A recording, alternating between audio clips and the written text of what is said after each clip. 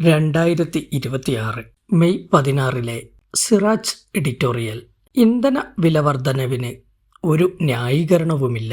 പശ്ചിമേഷ്യൻ സംഘർഷത്തെ മുൻനിർത്തി പ്രധാനമന്ത്രി നരേന്ദ്രമോദി ഹൈദരാബാദിൽ മുന്നോട്ട് വെച്ച നിർദ്ദേശങ്ങളുടെ യഥാർത്ഥ ഉന്നം എന്തായിരുന്നുവെന്ന് ഇപ്പോൾ വ്യക്തമായിരിക്കുന്നു.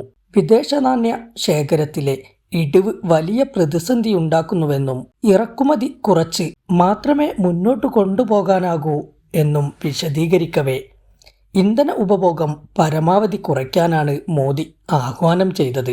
വർക്ക് ഫ്രം ഹോം പരീക്ഷിക്കണമെന്നും സ്വർണം വാങ്ങൽ കുറയ്ക്കണമെന്നും വിദേശയാത്ര പരമാവധി ഒഴിവാക്കണമെന്നുമെല്ലാം കഴിഞ്ഞ ഞായറാഴ്ചയിലെ പ്രസംഗത്തിൽ മോദി ഉപദേശിക്കുകയുണ്ടായി. ഇവ വെറും ഉപദേശങ്ങളല്ലെന്നും വരാനിരിക്കുന്ന കടുത്ത നടപടികളുടെ സൂചനയാണെന്നും അന്ന് തന്നെ നിരീക്ഷകർ ചൂണ്ടിക്കാട്ടിയതാണ്. പെട്രോൾ, ഡീസൽ വില ലിറ്ററിന് 3 രൂപ വീതം കൂട്ടിയതോടെ ഇക്കൂട്ടത്തിലെ ആദ്യ പ്രഹരം വന്നിരിക്കുന്നു. സാമ്പത്തിക രംഗത്ത് രാജ്യം കുതിക്കുകയാണെന്ന മോദി സർക്കാരിന്റെ അവകാശവാദം പൊള്ളയാണെന്ന് തെളിയിക്കുന്നതായിരുന്നു പൗരന്മാർ മുണ്ടുമുറുക്കിയെടുക്കണമെന്ന ആഹ്വാനം. ഇന്ധനവില വർധന പോലുള്ള കടുത്ത നടപടികളല്ലാതെ സർക്കാരിന്റെ കയ്യിൽ ഒരു പരിഹാരമില്ലെന്നും ഇപ്പോൾ തെളിയുകയാണ്.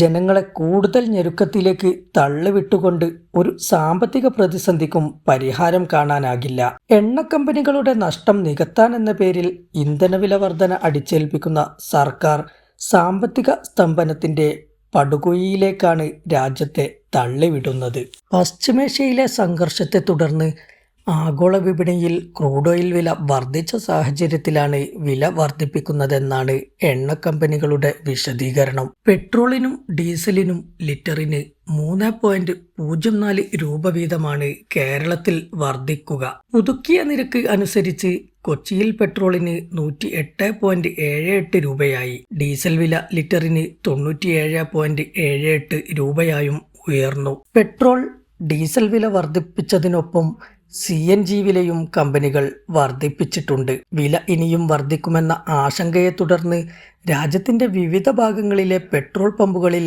വലിയ തിരക്കും പരിഭ്രാന്തിയും അനുഭവപ്പെടുന്നുണ്ടെന്നാണ് റിപ്പോർട്ടുകൾ. 5 സംസ്ഥാനങ്ങളിൽ നടന്ന നിയമസഭാ തിരഞ്ഞെടുപ്പ് അവസാനിച്ചതിന് പിന്നാലെയാണ് വില വർദ്ധിപ്പിച്ചിരിക്കുന്നത്. കോൺഗ്രസ് നേതാവ് ജയറാം രമേശ് തന്റെ എക്സ് പോസ്റ്റിൽ പറഞ്ഞ പോലെ തിരഞ്ഞെടുപ്പ് കഴിഞ്ഞു, സർക്കാർ ഈടാക്കൽ തുടങ്ങിയിരിക്കുകയാണ്. ബംഗാളിലെയും തമിഴ്നാട്ടിലെയും വോട്ടെടുപ്പ് അവസാനിച്ചതിന് തൊട്ടടുത്ത ദിവസം വാണിജ്യ LPG സിലിണ്ടറിന് 1000 രൂപയ്ക്കടുത്ത് ഒറ്റയടിക്ക് കൂട്ടിയിരുന്നു.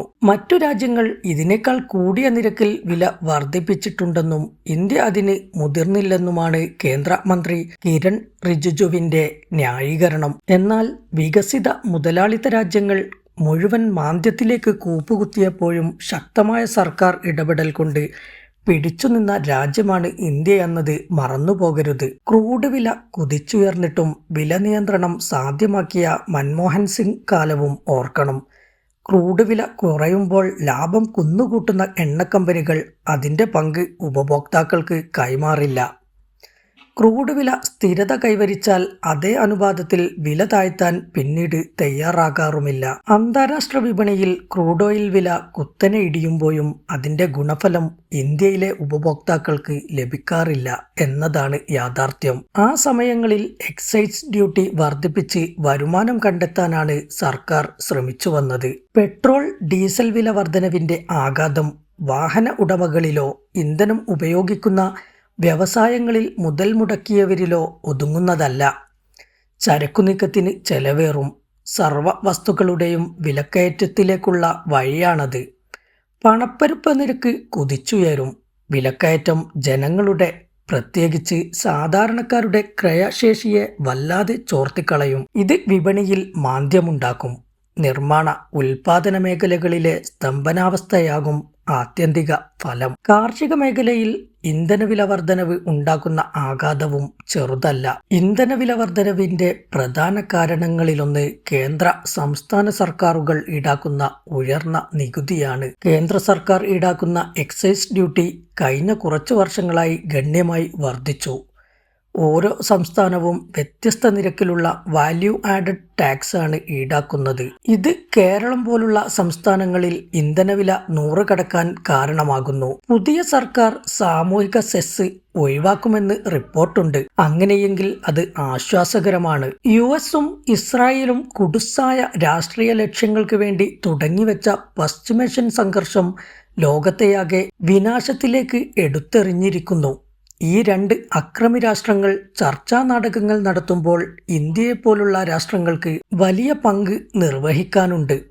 അതാണ് നിലവിലെ പ്രതിസന്ധിക്കുള്ള യഥാർത്ഥ പരിഹാരം. പെട്രോളും ഡീസലും GST പരിധിയിൽ കൊണ്ടുവന്നാൽ നികുതി ഭാരം വലിയ തോതിൽ കുറയാൻ സാധ്യതയുണ്ട്. അമിതമായ സെസ്സുകളും സർചാർജുകളും ഒഴിവാക്കി നികുതി ഘടന ലഘൂകരിക്കണം. ഇലക്ട്രിക് വാഹനങ്ങളുടെ ഉപയോഗം പ്രോത്സാഹിപ്പിക്കുകയും CNG പോലുള്ള ഇന്ധനങ്ങളിലേക്ക് മാറുകയും ചെയ്യുന്നതും പരിഹാരമായി നിർദ്ദേശിക്കാവുന്നതാണ്. എന്നാൽ ഇതിന് സർക്കാരിന്റെ പിന്തുണ ഇപ്പോഴുള്ളതിനേക്കാൾ ഏറെ കൂടേണ്ടതുണ്ട്.